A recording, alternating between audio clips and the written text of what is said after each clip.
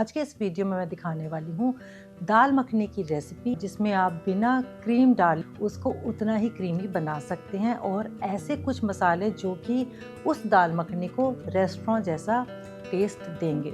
और उसी सॉस से उन्होंने जो है माँ की दाल को एक नया रूप दिया, जिसकी वजह से वो दाल माँ की दाल की जगह पर दाल मखनी बन गई, जो कि वर्ल्ड फेमस है। हम सभी जानते हैं कि पंजाबी खाना हमारा दाल मखनी और बटर चिकन के बिना तो बिल्कुल अधूरा है। हेलो एवरीवन, मैं हूं दीपिका और आप सभी का स्वागत है मेरे चैनल द मिसिंग फ्लेवर में। और अगर आप मेरे चैनल को फॉलो करते आ रहे हैं तो आप जानते ही होंगे कि परफेक्ट रेसिपी के साथ साथ मैं उस रेसिपी की हिस्ट्री भी ज़रूर डिस्कस करती हूँ, ताकि जब भी आप उस डिश को खाएं तो उसकी जो यादें हैं और उसकी जो जड़ें हैं उससे हमेशा जुड़े रहें। तो चलिए रेसिपी के साथ साथ इसकी हिस्ट्री भी जानेंगे कि कैसे ये टाइम के साथ इवॉल्व हुई।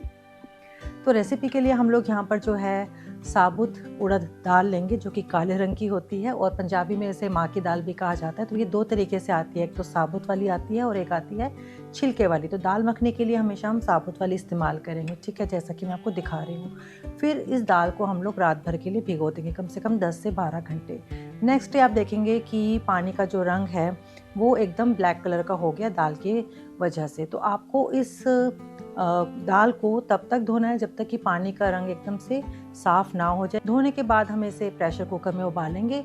उबालते वक्त इसके अंदर हम एक पोटली वाला मसाला बनाएंगे, जो कि बहुत ज़रूरी है, ठीक है। उसके अंदर हम लोग डालेंगे जीरा थोड़ा सा, सौंफ थोड़ी सी, तेज पत्ता, एक मोटी इलायची, जायफल, जावित्री, ये 6 चीज़ें डाल करके पोटली बना करके हम लोग डाल देंगे, ठीक है। और हमारा नमक जाएगा, देगी लाल मिर्च आएगी थोड़ी सी कलर के लिए, जैसा कि मैंने कहा था कि थोड़ा सा रेडनेस की तरफ इसका कलर होना चाहिए।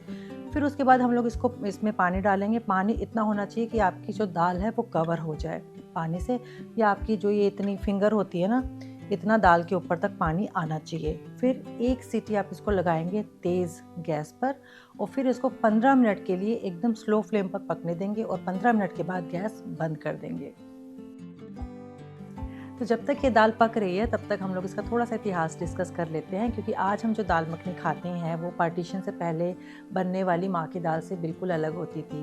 पहले इस दाल को ना हांडी में रख दिया जाता था बची हुई तंदूर की आंच के ऊपर, क्योंकि ये टाइम ज़्यादा लेती थी, ठीक है। तो धीरे धीरे वो कड़ती रहती थी रात पर और आंच इतनी कम होती थी कि जलने का कोई डर भी नहीं होता था।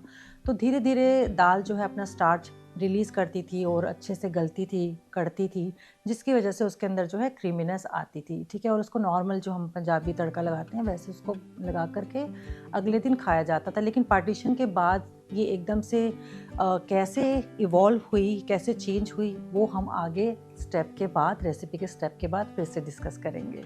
तो आप देख सकते हैं कि दाल बहुत अच्छे से उबल गई है, इसके जो दाल के दाने हैं वो भी परफेक्टली गल चुके हैं, ठीक है। पानी भी एकदम सही क्वांटिटी में था। अब आएगा वो स्टेप जिसके अंदर हम इसको क्रीमी बनाने का प्रोसेस करेंगे, क्योंकि पहले तो ये दाल को रात भर काढ़ा जाता था, जिसकी वजह से बहुत अच्छे से गलती थी और कढ़ने की वजह से नेचुरली स्टार्च रिलीज़ होते थे। लेकिन अब इतना वक्त तो है नहीं कि मैं रात भर इसको रखूं, है ना। तो इसीलिए मैंने क्या किया कि एक कड़छी पकी हुई दाल को मैंने ब्लेंडर में डाला और इसको अच्छे से ब्लेंड कर दिया, ठीक है, एक पेस्ट बना दिया। और इस पेस्ट की वजह से आप देखेंगे कि आपकी दाल में कितना बड़ा चेंज आएगा। जो आप रेसिपी अभी तक फॉलो करते आ रहे हैं दाल मखनी की, उससे बहुत बहुत अलग होगी। और ये कोई ऐसे ही मैं सिर्फ जुगाड़ू रेसिपी नहीं बता रही हूँ, आप जब इसको ट्राई करेंगे तो आप इसमें जो है फ़र्क महसूस करेंगे, ठीक है। तो ये हमने एक स्टेप करके रख दिया जो कि मेन स्टेप है। अब इसके बाद हम एक कढ़ाई में देसी घी लेंगे, तड़के की तैयारी करेंगे।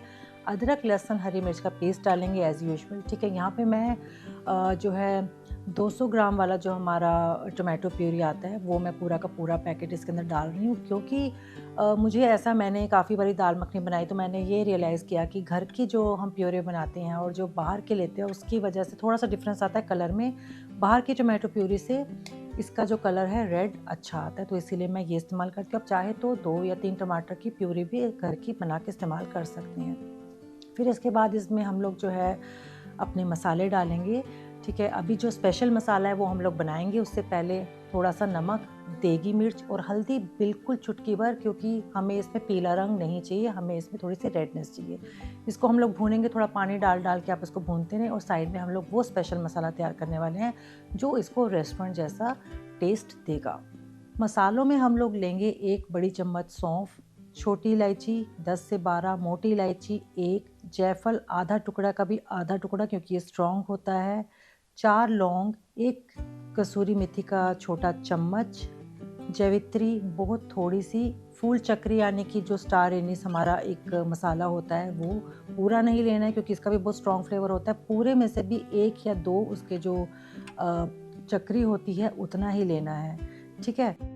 इन सब मसालों को हम लोग हल्का सा रोस्ट कर लेंगे और हम इसको पीसेंगे। आप चाहे तो इसको मिक्सी में भी पीस सकते हैं, मैंने इसको सिलबट्टे में पीसा है, ठीक है। तो यहाँ पे मेरे पास साबुत सूखा धनिया और साबुत सिनेमन नहीं था, तो इसीलिए मैंने इनके थोड़े से पाउडर डाले हैं और हल्का सा नमक डाला है ताकि सिलबट्टे में इसको बहुत अच्छे से मैं पीस सकूँ। उसके बिना थोड़ी सी प्रॉब्लम हो सकती है। अच्छे से पीस करके हम लोग इस मसाले को अपने जो हमारा तैयार मसाला था उसके अंदर ऐड कर देंगे और इसको अच्छे से भूनेंगे। ध्यान रखना है कि आपको कसूरी मेथी इतनी भी नहीं डालनी है कि आपकी दाल का जो कलर है वो थोड़ा सा ग्रीन हो जाए या थोड़ा सा ब्लैक हो जाए, इस बात का खास ध्यान रखना है, ठीक है। फिर इन मसालों को एक बारी अच्छे से भून करके जब ये इसका ऑयल रिलीज़ हो जाएगा, इसमें हम लोग जो हमने दाल को ब्लेंड किया था, 1 कड़छी उबली हुई दाल को, वो हम लोग डालेंगे और इसके अंदर हम लोग खुला पानी डालेंगे क्योंकि अभी भी इसको 2 से 3 और अगर कभी-कभी मेरे पास टाइम बहुत ज़्यादा होता है तो मैं इसको 4 घंटे भी जो है कढ़ने देती हूँ। मान लो अगर मेरे घर में मेहमान आ रहे हैं या मैंने रात के डिनर के लिए तैयारी करनी है, तो मैं इसको बहुत सारा टाइम देती हूँ और सुबह ही मैं तैयारी शुरू कर देती हूँ। उसको 3 से 4 घंटे कढ़ने देती हूँ क्योंकि कढ़ने की वजह से भी अभी जो हमारी दाल उबली हुई है, उबल तो वो गई है लेकिन उसको मैश करना और वो जो दाल बची है हमारी, वो भी अपना स्टार्च अच्छे से रिलीज़ करे ताकि अच्छे से उसकी कंसिस्टेंसी आए, उसके लिए इसको काढ़ना बहुत ज़रूरी है। इस वाले स्टेप में हमें कोई भी आलस नहीं करना है और जल्दबाजी नहीं करनी है। टाइम है तो 4 घंटे, नहीं तो 2 से 3 घंटे तो आपको उसको काढ़ना ही काढ़ना है, चलाते हुए, मैश करते हुए, ठीक है?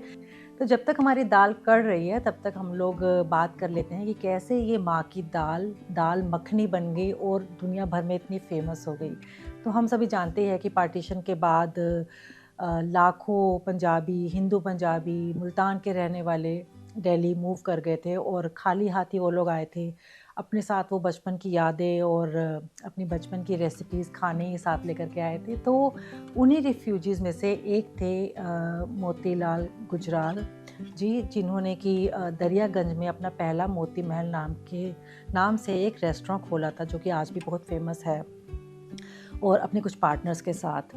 तो वहाँ पे ऑलरेडी तंदूरी चिकन बहुत फेमस डिश थी उनके रेस्टोरेंट में और उनका जो तंदूरी चिकन बच जाता था, लेफ़्ट ओवर तंदूरी चिकन को कैसे यूज़ करें कि वेस्ट ना हो, उसके लिए किसी ने उसी ग्रुप में से जो भी उनके पार्टनर होंगे या जो भी लोग होंगे, उन्हीं में से किसी ने बटर सॉस इन्वेंट करी, यानी कि बटर, क्रीम और खूब सारे टोमेटोज़ को मिला कर के जो मखनी सॉस बनाई जाती है, वो इन्वेंट करी, जिसकी वजह से हमारा जो है बटर चिकन रेडी हुआ और उसी सॉस से उन्होंने जो है माँ की दाल को एक नया रूप दिया, जिसकी वजह से वो दाल माँ की दाल की जगह पर दाल मखनी बन गई, जो कि वर्ल्ड फेमस है। हम सभी जानते हैं कि पंजाबी खाना मतलब नॉर्थ इंडियन खाना हमारा दाल मखनी और बटर चिकन के बिना तो बिल्कुल अधूरा है।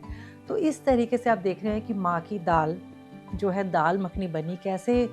जो मैं हमेशा अपने वीडियोज़ में रेसिपीज़ में बात करती हूँ कि हमारी जड़ें, हमारी यादें ये बहुत मायने रखती हैं और कैसे बचपन की यादों ने और उनकी जड़ों ने एक ऐसी रेसिपी इन्वेंट करी जो आज दुनिया भर में मतलब छाई हुई है। तो ये थी इसके पीछे की कहानी। अभी हम आते हैं फिर से रेसिपी की तरफ। तो हमारी दाल कढ़ रही है और आप जब पानी डालेंगे ना इसमें तो आपको लगेगा कि ये क्या बन गया, एकदम से कुछ इसका ना टेक्सचर है ना कंसिस्टेंसी है। लेकिन जैसे जैसे ये कढ़ती जाएगी ना वैसे वैसे इसका रंग निखरता जाएगा, क्रीमीनेस बढ़ती जाएगी और आपका मन करेगा कि बस ये रेडी हो और हम खाएं।